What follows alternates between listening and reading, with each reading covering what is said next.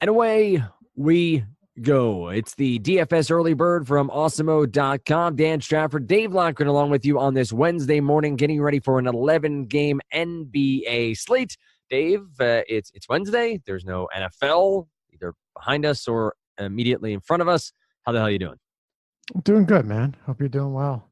I'll tell you what, I'm still getting over somewhere. I mildly lost my voice and I had like some chest stuff going on. It happens every year when the seasons turn. It's like the only time I get sick. This time wasn't as bad though, but had a bit of a voice loss. And for what I do, that's not great. Like you can hear it right now. It's getting there. And I'm hoping this goes away sooner than later. But outside of that, things are going well. I had some delicious Chick-fil-A. And life is good when you have Chick-fil-A. 12-piece nuggets. It's the number 5, of course. With some waffle fries. Washed it down with a cherry Coke. And I got a small peppermint milkshake, seasonal, of course, on the side. Have you seen the commercial for KFC's new chicken and waffles item? Dude, you're going to laugh, but I thought it looked delicious. Well, no, the food looked delicious. It's one of the stranger commercials I've seen in a while. With I didn't pay attention to the commercial. I just saw chicken and waffles. I was like, I like chicken and waffles. Probably not from KFC, but right. I'll give it a whirl. I haven't been to KFC in probably 15 years. I don't know last time I ate KFC either. But it was Colonel Sanders dancing with a bottle of Mrs. Butterworth's syrup. Well, their commercials are really bad. KFC's commercials are cringeworthy and make me want to change the channel. Which is impressive for a commercial to do that. When you really think of how bad it has to be. But can't handle this 30 seconds. Nope. But nonetheless, we can talk NBA here. We will touch on position by position, as we always do. We'll talk about some injuries here at the top just to sort of set the scene on what to expect on Wednesday night. You do have Russell Westbrook, who went through a light practice on Tuesday, but has already been deemed out by reports out of Oklahoma City. So we will not have Westbrook here as he continues to be well managed with the ankle injury. So we'll talk Schroeder and Paul George and their usage. I know Damian Lillard is trying to go on Wednesday night, but didn't practice Tuesday. He'll be a game-time decision. What other injuries do you have your eye on here, Dave, as we go through this Wednesday slate? Yeah, so you obviously touched on the biggest ones. Aside from that, there's not a whole lot that jumps off the page. I believe Dwayne Wade's still out. So you'll see some more minutes for Ellington. Mirotic is a big one, actually. He's questionable. That's big because they're playing a pretty bad Minnesota team. Now, interestingly enough, if Saric and Covington play, Saric will help their defense. I guess. I mean, it depends. Do you consider it a lateral move from Butler to Covington? You might, and maybe it doesn't make the biggest difference. But we'll get into that game at length because I think there's a lot of moving parts that make it interesting. Rudy Gay is out as well. I believe there's a back-to-back, and he was sitting out the first game of the back-to-back. Pau Gasol remains out. So there are some bigger ones that you talked about, but then there's also some other ones that'll definitely make a difference. Another big one, Jared Allen is questionable. You'll get the Rondae Hollis-Jefferson minutes. You'll get the Ed Davis minutes. He was great to us the other day. Jonathan Isaac, questionable. And then for Minnesota, Andrew Wiggins and Jeff Teague are still questionable. My guess is Teague plays. I would think Wiggins plays, but it seems he's come down with another minor ailment here. So we'll pay close attention to that. And Alfred Payton, all of them from the same game. You've got 4 guys, all of them starters from the same game that are questionable right now. So that can make a big difference. I don't want to get too deep into it because we'll probably spend 5 minutes talking about the injury itself, but amazing that Karis LeVert could play again this season. It looked like his knee dislocated. Like it looked like when he hit the knee at the top, right, went the wrong way. I watched it again and it was tough to watch, but I was curious, like how did the dislocated foot is not what I had anticipated, and he's expected to return this season, which is crazy. So good for him and good for the Nets. Obviously, LeVert well on his way It's having a all-star season, and hopefully he can get back on the court. I know he suffered from a foot injury at Michigan, which really hampered his draft value, but hopefully he can get back on the court soon for the Brooklyn Nets. Let's talk through point guard at the top. Russell Westbrook, as we said, out. John Wall has been seeing a ton of minutes for the Washington Wizards. Did tick down a little bit in the 117 to 109 win over the Orlando Magic. Had 50.5 DraftKings points, though, in 33 minutes, as opposed to the 40 minutes of play he had over the previous 3 contests. Yeah, Ben Simmons eligible here, Drew Holiday, Kyle Lowry, Kyrie Irving gets the Chicago Bulls. Then we get into a lot of MPE with the likes of Levine, Schroeder, Booker, Mitchell, and the resilient and youthful Derrick Rose at 7,200. At the top end of point guard, who stands out for you? Yeah, John Wall's definitely a solid play here. I mean, we liked him the other day a little bit more when he was, mid 8K price point, right? That you're always going to target that. He was 8,600 on DraftKings. He's up to 91, but as you mentioned, the minutes have been huge recently. Yeah, 33 minutes last game, but I think that's more of an aberration than anything else. I'd expect him up around 38, potentially 40 if the game stays close. The problem is, I have trouble believing this game is going to stay close. Even with the Wizards, I think that this could get ugly. Cleveland went at home. They blew out the Hornets yesterday. I mean, they blew them out to the point, Dan, where Kemba Walker shot 2 for 16. At one point, he was 1 for 13. It was a brutal game. 1 for 7 from 3. Horrible game for Kemba Walker. One of his worst shooting games ever. But they're playing their second of a back-to-back, and I wouldn't be surprised to see this shorthanded team that's clearly, in tank mode already, just get blasted off the court. Now, that said, I like John Wall a lot. And I think Colin Sexton is fine as well. Had this game not been a total rout, Dan, Colin Sexton, who played 33 minutes, he was on pace to play around 35, 36 again. So now we've seen 3 or 4 straight games where this dude's racking up big run at the point guard position. He took another 16 shots yesterday. And as I mentioned, I expected his assist totals to come up. Only 4, but I still think you're going to start seeing them climb a little bit. So, yeah, him and Clarkson are both very much in play here in this same game. All right, as we continue on here at point guard, is there a price point or sorry, I should say, is there a player at a price point at this position that stands out because you feel they are underpriced, or somebody that you feel has a high upside due to new usage? Or who do you got in that role?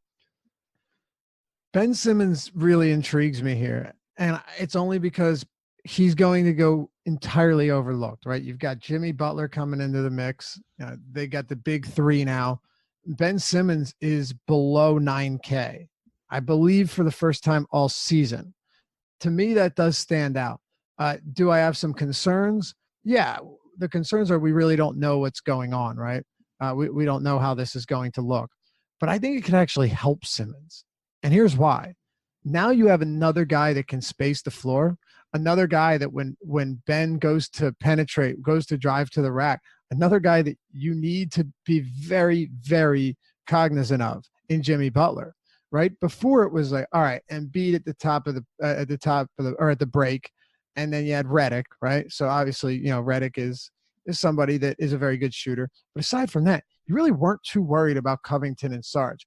You also don't expect them to take the ball and drive on a kick out. And I think Butler does all of that. So I wouldn't be surprised if Ben Simmons gets some help here. You could see this being a triple-double game. I think it's definitely possible. He's come very close in a bunch of games this season.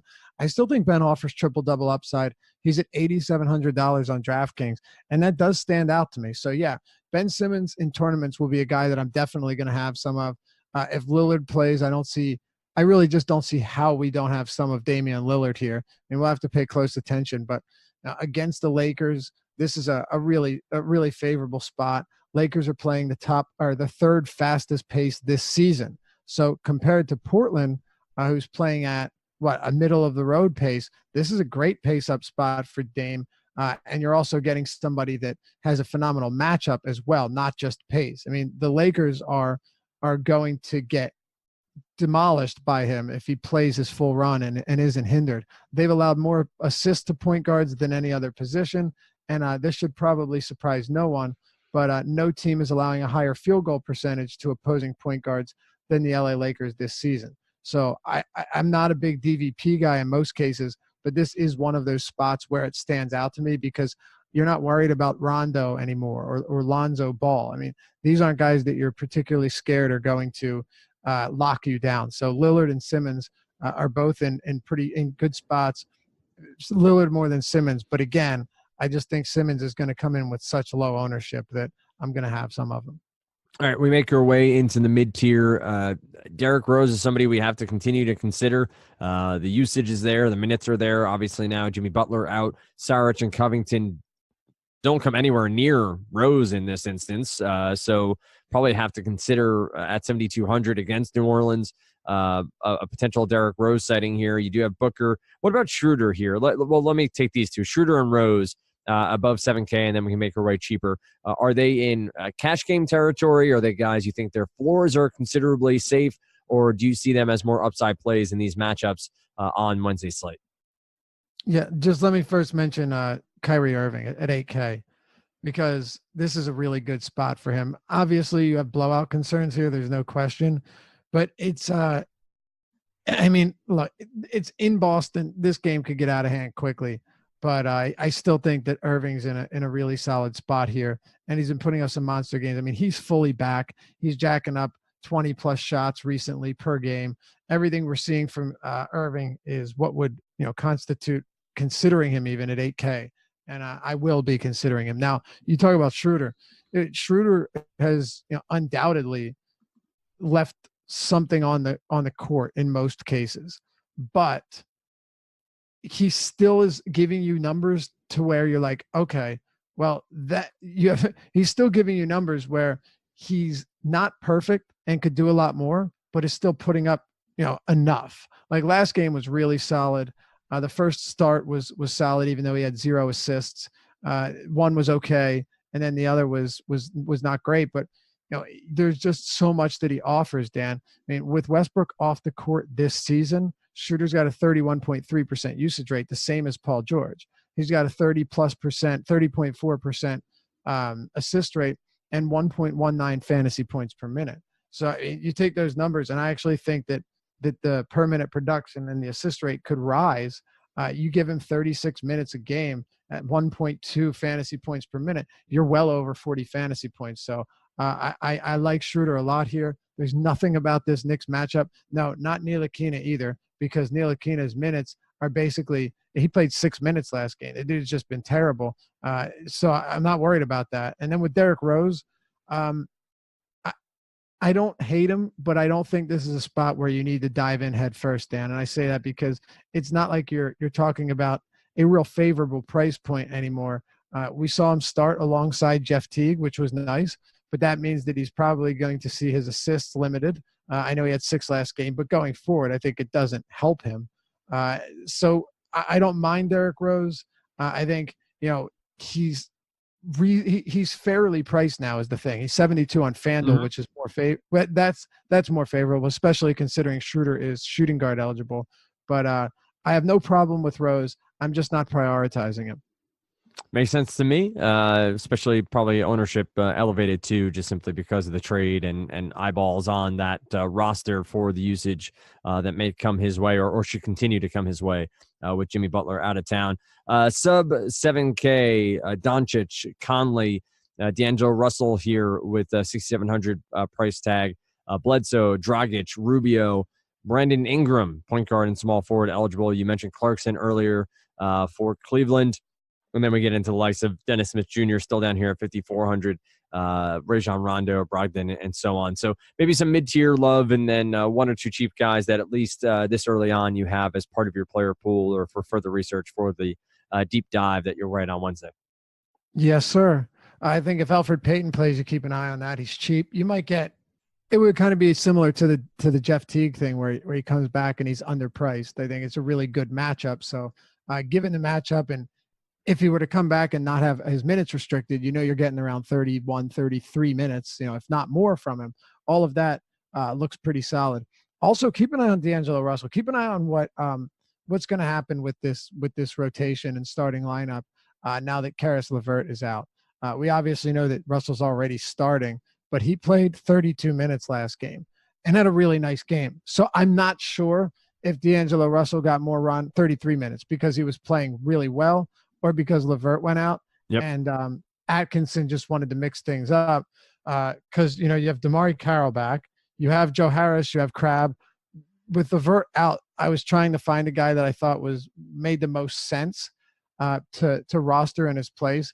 But it was tough to find anyone because, as I mentioned, you have Dudley, Crabbe, Carroll, Harris, a lot of guys that can play the three, that can play the four, and that's kind of LeVert doesn't play the four, but you get the point.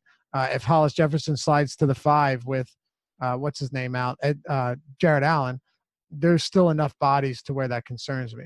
But I do think from a cheaper standpoint, Derek White, second half of the last game was really disappointing, right? He started off the game. He had 16.5 points in the first half, fantasy points, and then finished with 20.5, played 26 minutes. I think you could see his playing time move between 26 and 30. I wouldn't even be surprised to see him get some run in a blowout. And he's facing a Phoenix backcourt that I don't even need to speak on because we all know how absolutely bad they are against opposing point guards. And quite frankly, Dan, the Spurs the Spurs were in dire straits in terms of like having legitimate facilitators not named DeMar DeRozan, and that's not really his forte. Derek White definitely helps the scenario. He's had 13 assists over his last 2 games, played 30 and 26 minutes. So his price is up a little bit from where it was. I'm speaking strictly on DraftKings, by the way, because on FanDuel you're not at 56. He's come down, but I still don't think you need to go there. I think Derek White. Mentioned Clarkson, we mentioned Colin Sexton, but I'll definitely have some Derek White because if he does get those 30 minutes in this matchup, even 26 or 28, Dan, that sets him up real nice. Anybody else worthwhile here at point guard before we move on? I know a lot of the MPE makes it a little bit more difficult to delineate between point guard and shooting guard, and even point guard and small forward, depending on the slate. When you have Simmons and Doncic and even Brandon Ingram here with MPE between point guard and small forward. Anybody else worthwhile before moving on to shooting guard? I don't like the matchup, but I still think Conley's a little bit underpriced, and he's clearly 100% recovered from that Achilles ailment that plagued him all of last season. I really love what Mike Conley's doing right now. He's playing great basketball, and he's 6,800. So given that he's seen 36 plus minutes in 3 straight games, he's going to get the shots up. I don't like the matchup, but I expect this game to stay competitive. Even though Milwaukee's a 9.5-point favorite, I still think it's going to be competitive enough that Conley can see his normal 35 plus. All right, let's move on to shooting guard next. And at the top, we honestly have a couple of small forwards, probably more so DeRozan and Leonard. MPE makes it much easier to move them around. DeMar DeRozan coming off back-to-back 30-point outings from a DraftKings perspective, 30.75 and 35.5 respectively, shooting just over 40% in one. No rebounds in the matchup with Sacramento, just 2, I should say, and 8 assists. 23 points, 4 turnovers for 35.5 DraftKings points. Has a matchup here with Phoenix. Then you have Kawhi Leonard against Detroit. You have Drew Holiday against Minnesota is shooting guard eligible here. Made mention that Elfrid Payton could be back here for New Orleans. Zach LaVine, what do you make? Maybe we should start with, I'll hold him for small forward. Zach LaVine, Schroeder, Booker, Beal, Mitchell, and we move on from there. So who's the first shooting guard you want to talk about here? Who, if we're going by the old monikers here for the positions, who's the 2 on this list that you want to start with? Maybe leaving DeRozan and Leonard for small forward, or really up to you? Yeah, we'll leave Leonard for it. I really do think. Well, we can start with DeRozan. This is not a bad matchup by any stretch. I think we all know that. But I also worry that this is a game where he won't have to do much. He faced Phoenix earlier this year, took 12 shots, played 28 minutes. They crushed them. They won by 30 points in Phoenix. Phoenix is just a bad team. Spurs are a very well-coached team, and I think Derek White being in the rotation helps them. So DeRozan, it's not that he's a bad play. I just don't know if he's a necessary play. Now, I will say 8,900 on FanDuel is really enticing. It is. That's a really solid price point. I would play him over Levine at that price point on FanDuel. Now on DraftKings, Levine, who doesn't have a great matchup against Boston, I think that's clear, and we don't really have to get into that, is playing so many minutes that if this game even stays relatively close, like even a little bit, you're getting another 38, 41 minutes from him. And he's just giving you such consistent numbers. He's fallen below 8K on DraftKings again. Definitely has to be matchup based. But I'm not going to shy away entirely from Levine here, because I do think that price makes him worthwhile, and no one's going to want to play him against Boston. And keep in mind, Oladipo had a really solid game at the 2 against Boston. Devin Booker went off against Boston. This is all within the past week or 10 days. Booker shot 15 of 30, had 60 fantasy points, and how many real points? I think 38. Yeah, 38. And then Jamal Murray, 2 days before that, had a career high in points and took 30 shots himself. So I'm not saying that Boston's defense isn't excellent. It is, and you have Jaylen Brown, you have Marcus Smart, you have even like Terry Rozier, but they've sprung leaks against shooting guards that are similar in that they just chuck up shots and are just more, obviously because of the title of the position, but just more scoring oriented, like true shooting guards like Levine and Mitchell. I think Mitchell's a good play too. You're getting him at a nice price point on DraftKings. I mean, on FanDuel, you're paying 8,300, 74 on DraftKings against Dallas. That's a really favorable spot as well. It's just crazy how deep this position has become over the past couple of years, right? The MPE, as you mentioned, definitely plays a role, but Bradley Beal against Cleveland, 7,500. These mid 7K guys are in really good spots. I love Brad Beal here. No question, he's a good play. I even have some interest in Devin Booker, but it's going to be so hard to get there with all of these other guys making so much sense at the same position. If you work your way down a little bit further, there's even more. We talked about Clarkson already, so you can play him either at point guard or shooting guard. CJ McCollum, you just never know what you're going to get, Dan. He might have a huge game and he might just disappoint wildly, and we saw that in his last time out. But how about Jimmy Butler? Why don't we talk about Butler for a second? He's coming into Philly, playing his first game with the Sixers.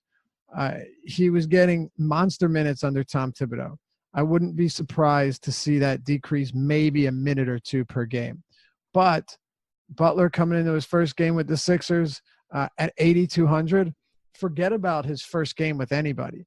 Think of it, he's now going to be on a team that he seems at least happy to be at or be with. If I told you could play Jimmy Butler at 36, 37 minutes, or say 35 minutes, and he was actually going to give you full effort, I think your answer would be that you'd want to have some exposure to him, even if it's limited, being that we don't necessarily know how his first game is going to pan out. But at that price point, you can't overlook it. Yeah, that's for the record. That's who I hemmed and hawed at the intro of the position of waiting till small forward to talk about. But I had a feeling, yeah, it was a very clear indicator that I was trying to figure that out as I went. But listen, the price point makes sense.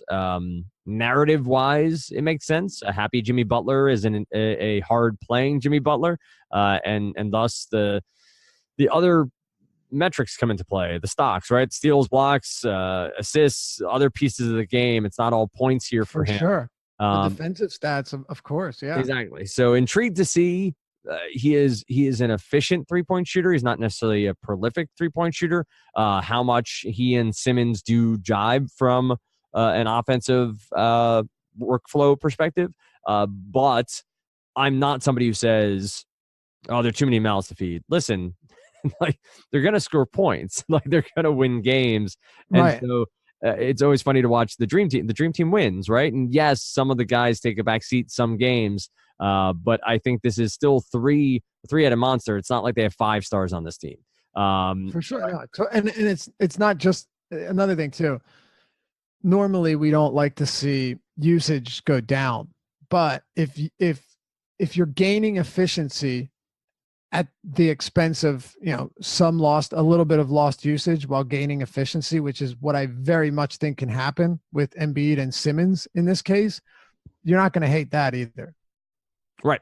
Absolutely. I think there's maybe at times too much focus on specifically on its own usage, not the total package here on context as to how it can be used in especially this sort of situation. What about mid-tier cheap guys here at shooting guard? You made mention, as we've noticed on the year, that there's a ton of options here. You talked to CJ McCollum. We can make our way down to the likes of Rodney Magruder, who's seen a dip in his minutes per game over the past 2. And then again, Echuan Moore sighting last time out. I think he had a career high 30 points, if I do remember correctly. 30 points, 39.5 DraftKings points. It's always funny when the overall points in a game and the DraftKings points mirror each other or come close. The player doesn't do much else than score. So absolutely. Who was this? Echuan Moore had a career high 30 points in 36 minutes, 2 rebounds, 3 assists, a steal, 1 personal foul, 2 turnovers, 39.5. DraftKings points at 4,700. You take it. Obviously, he's here at 4,900. Any cheap guys at at shooting guard before we move on to small forward? Honestly, no. There aren't, unless I've mentioned them already. There's no one that really pops off the page. Now I got some at small forward, and we can do that. But no, nobody here that I'm in love with. I mean, you could, if you want to predict or try and predict who from Brooklyn benefits most, you can. But with Damari Carroll back and Joe Harris still seeing big minutes and Alan Crabb already getting low to mid 20s in minutes each game, I just don't see how you're going to make that happen. Now, I will say, if Cedi Osman, who I think is going to play, he did practice on Monday, was ruled out, though, seemingly precautionary on Tuesday. If he is unable to go for some reason, which is still possible, then David Nwaba would be a viable option here. He played, I think, 26 minutes off the bench last game and was good enough to at least warrant consideration at 3,200, almost a dead minimum. But I don't think that'll be the case. It's something we probably won't have to worry about. All right, let's take the turn here to small forward. We've already talked a good deal about many at the top end, but you have LeBron, you have Giannis, Paul George at 9,600, Simmons, DeRozan, Kawhi, Butler, all eligible here. You talked about Mirotic at the top because of the injury. Aaron Gordon, 7,700, Tim Hardaway Jr., and Josh Richardson. Probably 2 wild cards here at shooting guard and small forward just because of the upside that can come with both of them, but also the low floors that seem to be evident as the season rolls on. Top end, Giannis, is there a team you're afraid of playing him against this season? It just seems usage, rebounding, all sorts of options here for him to put up gigantic stat lines. Do you have any concern here at 11K as a high-end GPP option for Giannis? Would you stay away, or do you think he's just fine here against Memphis? I'm not that interested, to be honest with you. To be honest with you, I think. Wow. Yeah, I'm trying to be like you, bro.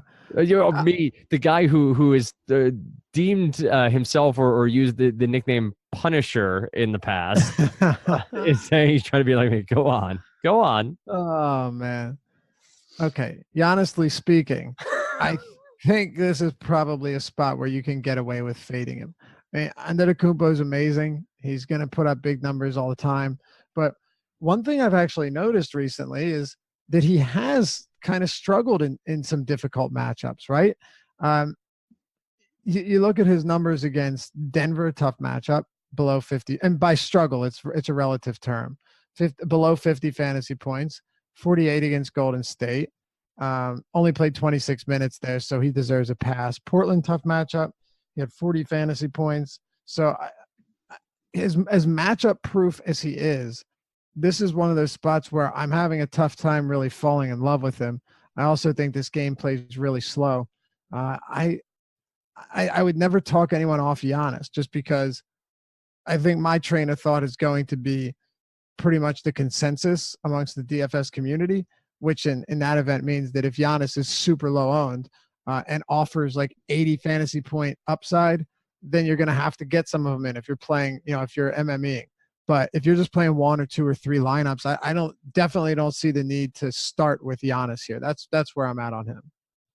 All right, what about down to LeBron, talking Paul George usage-wise here against New York? And then we do probably want to touch on Kawhi a little bit, specifically at small forward. But Paul George, LeBron here, 9,600 and 10-3 respectively. How do they play into your plans on Wednesday?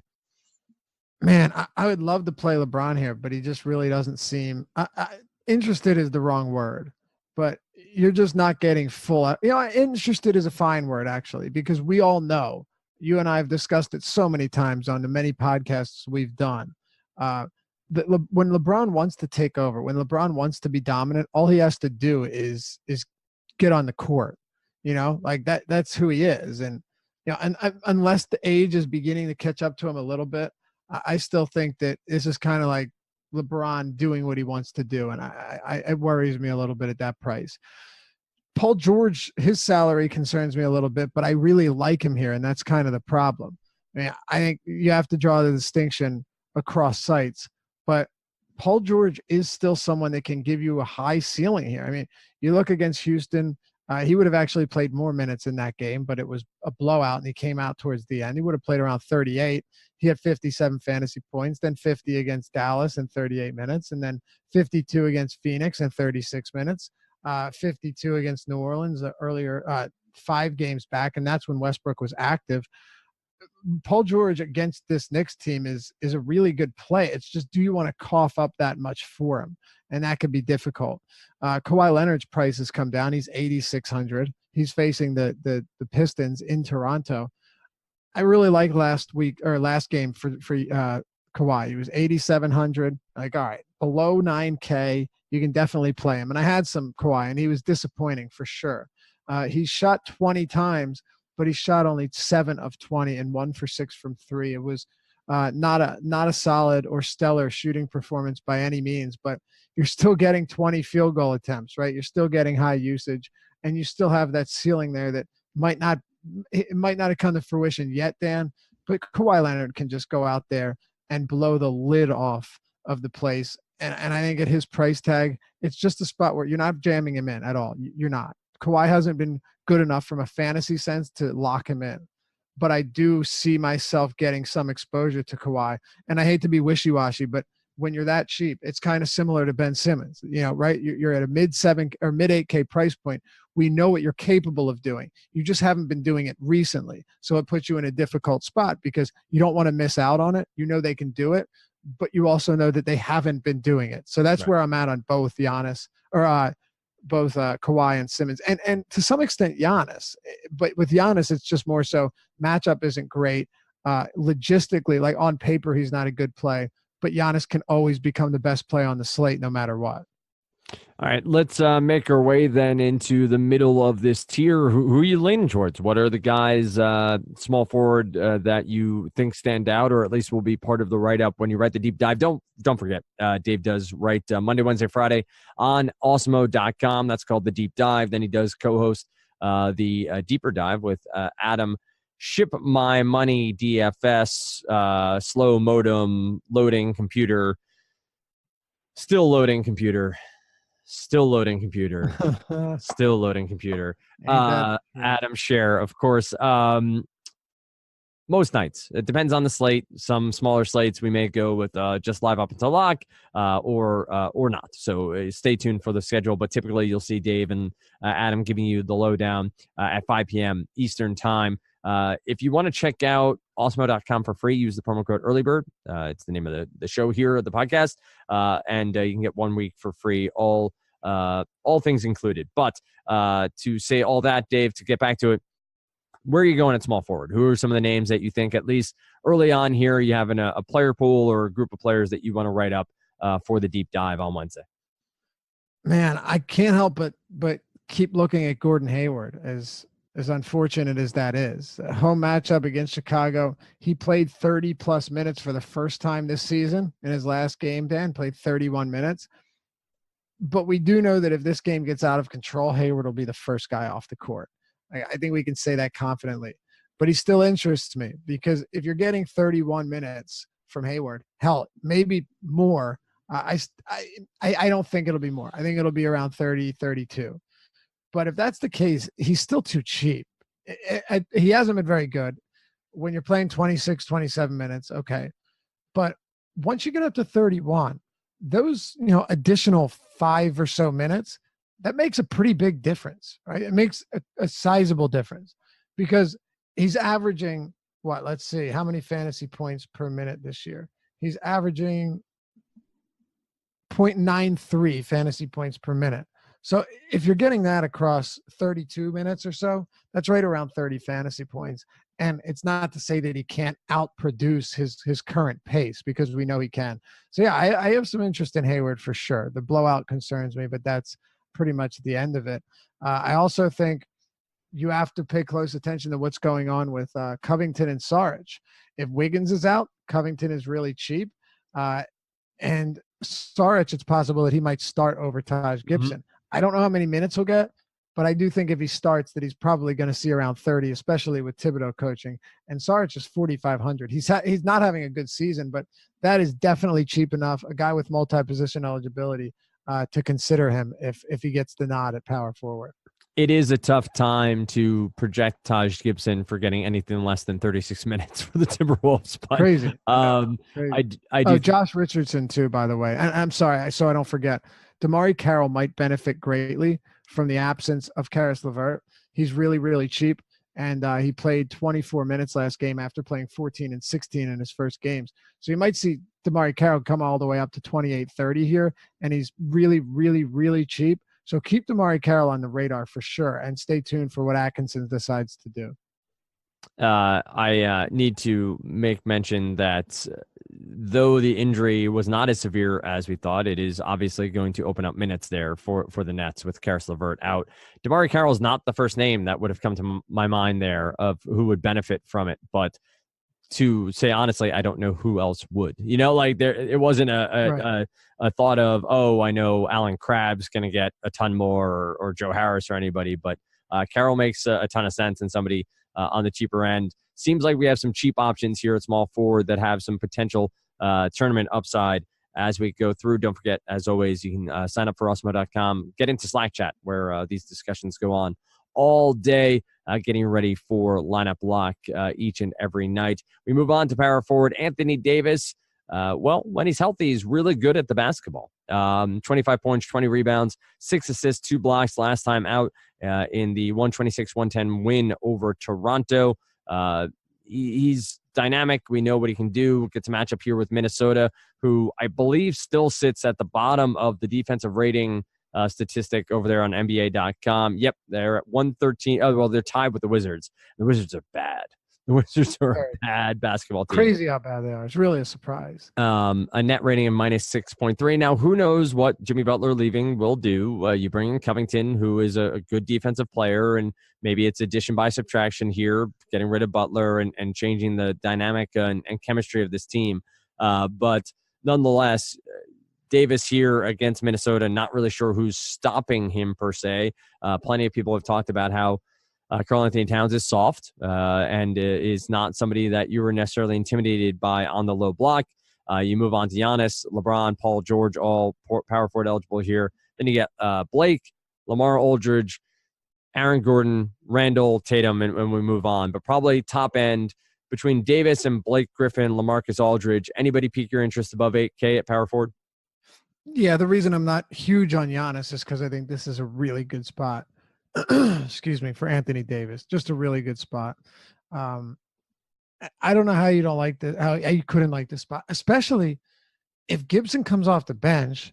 Then you're looking at Towns, Saric starting front court. That is as unimposing as it gets. And Davis appears to be more aggressive recently. But what would really put Davis over the top for me is like a clear top play. He's already a really good play, but what would put him over the top would be if Mirotic is out. If Mirotic is out, that changes the entire landscape for this team. Anthony Davis will be someone that I'm plugging into a lot of lineups. I'm not big on Griffin. Aldridge is fine, but I think he's still a little bit overpriced. Mirotic will wait on that news, but if he's out, then Julius Randle becomes a clear play here as well. We saw him produce very solid numbers with Mirotic off the court. It's surprisingly a deep position here, and I'll just keep going. Larry Nance against the Wizards, Nance played big minutes and also was sat in the final few minutes of the blowout.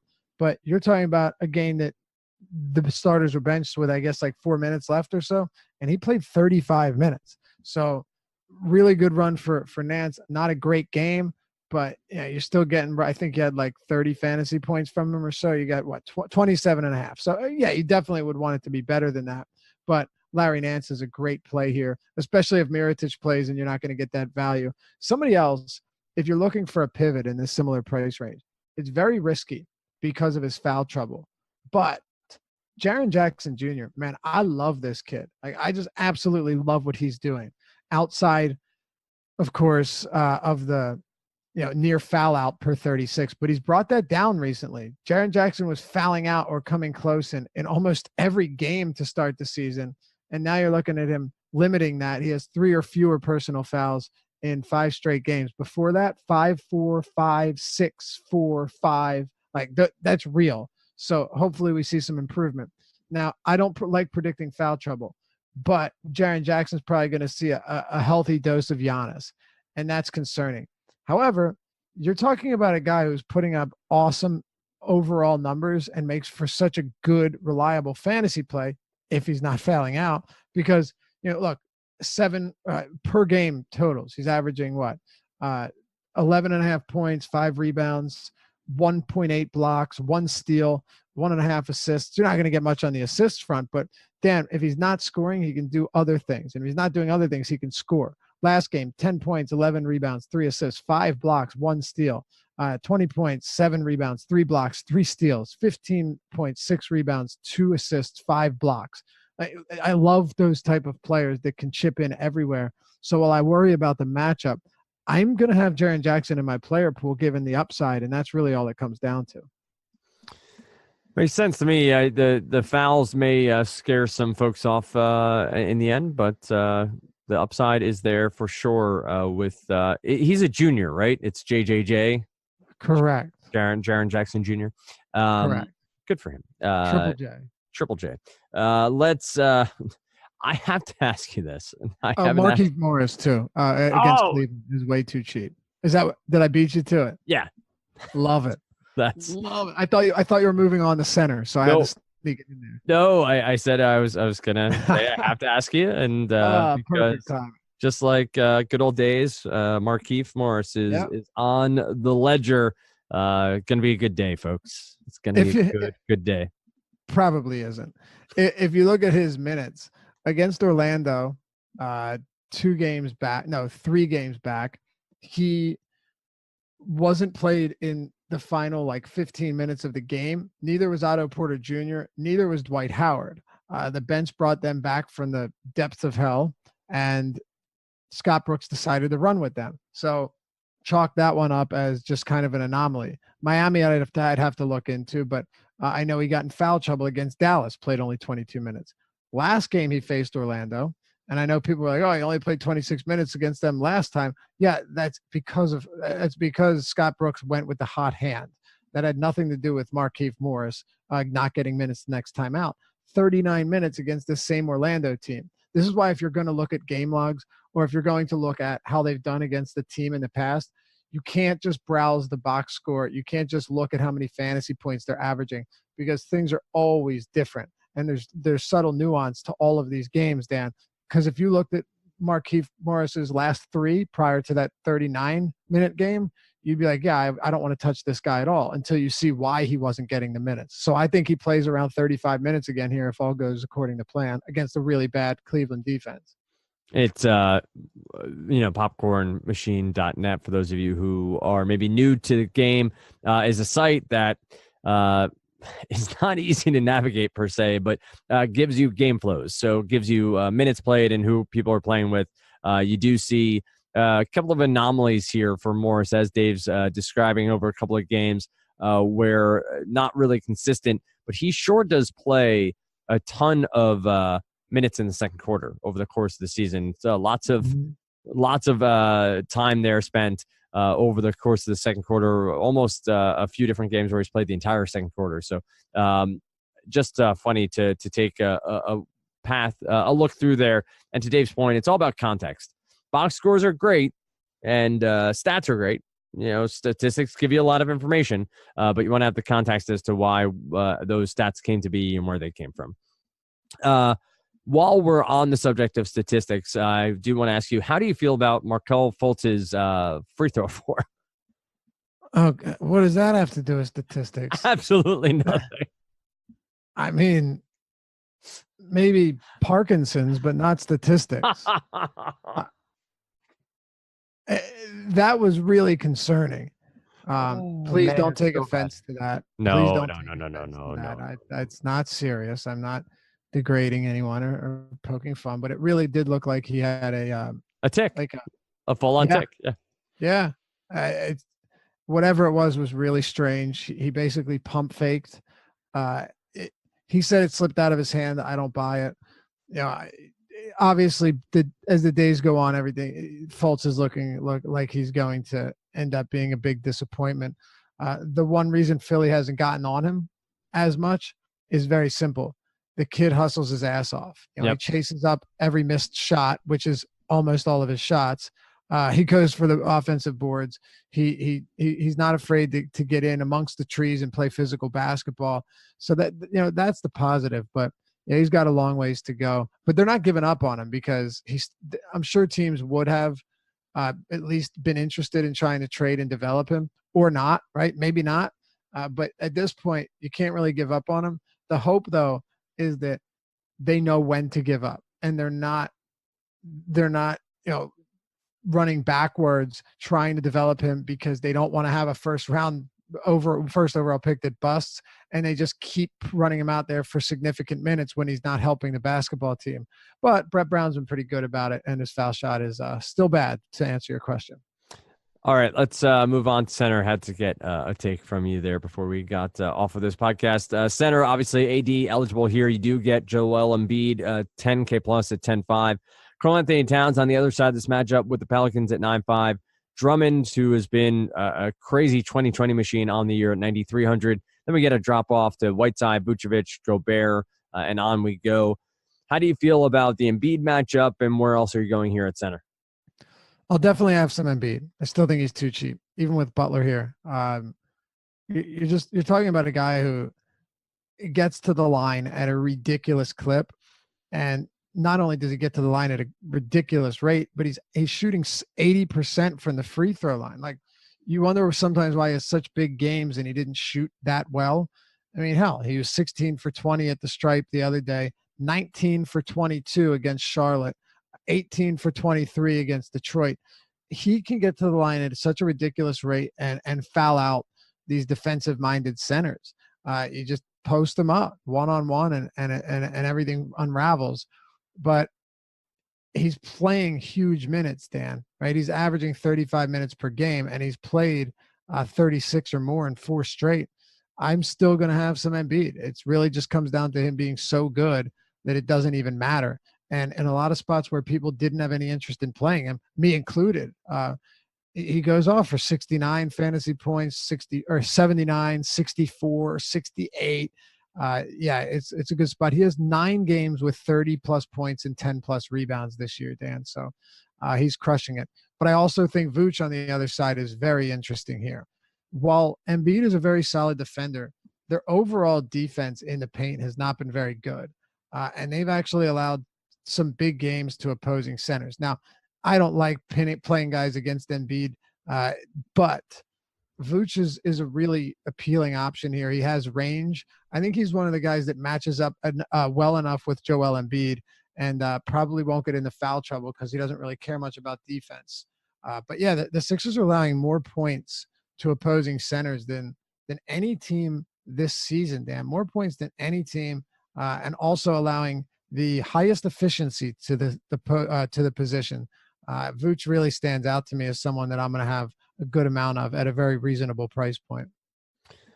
Mid-tier, low-tier, any cheaper options here at center that you think flash some upside? You do have Cantor down at 6,600. I know his minutes have fluctuated somewhat wildly with Mitchell Robinson there for the Knicks, but he's been consistent, putting up 30-plus points in his past 3 games. He had 65 points back against Chicago on the 5th, 34 before that.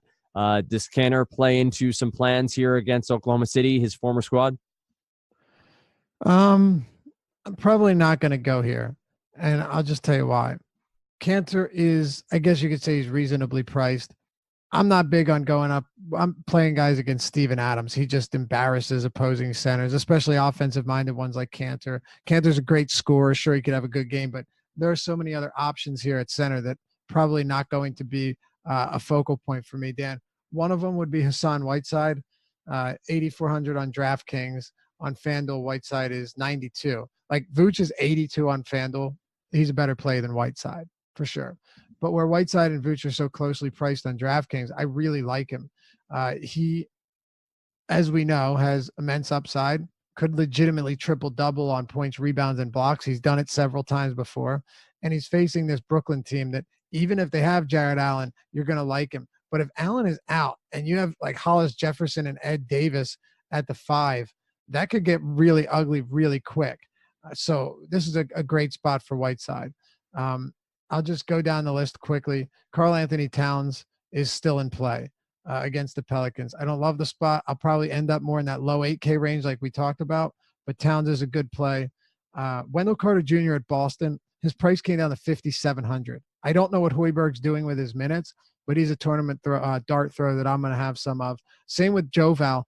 I think you could see Valanciunas start this game over Ibaka, and if he does against Drummond at 5K, I will have some Valanciunas also. And Dwight Howard is 5,800 against Cleveland, Dan. Really good spot. Same price as Tristan Thompson, who's been playing out of his mind. You want to play Tristan Thompson and ride that hot hand or ride the wave until it inevitably crashes. I don't have an issue with that, but I think Dwight is definitely in play here. And last one, Brooke Lopez. I don't like the matchup. I don't. There's no doubt. But just going forward, keep this in mind. He's played 37 minutes in back-to-back games now, and that is not something we saw from Brolo. He's playing low 20s in minutes. So keep a close eye on him going forward. If we get him in a great matchup at that price, Brolo is going to have to be in a lot of our lineups. What's the thought here on DeAndre Ayton? 6,400. I knew you were going to go there. I'm reading your mind. There it is. A matchup with Pau Gasol, who's no matchup. Out though. Oh, is Gasol out? Okay, so a matchup against. But it's funny because the Spurs have been allowing a ton of rebounds to opposing bigs since Pau Gasol went out. It could just be a small sample size thing, but yeah, Pau Gasol's out. But I mean, whether or not Gasol's in or out here, Ayton's price tag has dropped back to mid sixes. He had, I think, gotten up to 7,500 earlier this season. Any interest here for somebody who's playing 30 to 35 minutes a night against a team that we've seen struggle a little bit at the rim on the season? Yeah, and this is something I've mentioned a bunch throughout the year. Ayton is still getting minutes and blowouts. That's really important. If he could still play 35 minutes, even if they get smoked, I like that, right? Like he'll come back in 3 minutes into the fourth and leave with 2 minutes left. You know, he's just getting his normal rotation, no matter the score. I guess you're looking to break him in and mature him a bit in what was already guaranteed to be a lost year. But yeah, no, you're definitely right. DeAndre Ayton at 6,400 is, in my opinion, mispriced. Even at 7K on FanDuel, I think that's fair. He hasn't given you the monster game yet, but he's given us high 40s like several times. And it's only a matter of time before this dude just erupts, because with all of his just natural gifts, you're talking about excellent rebounder, very capable scorer, great court vision and basketball IQ, can rack up assists.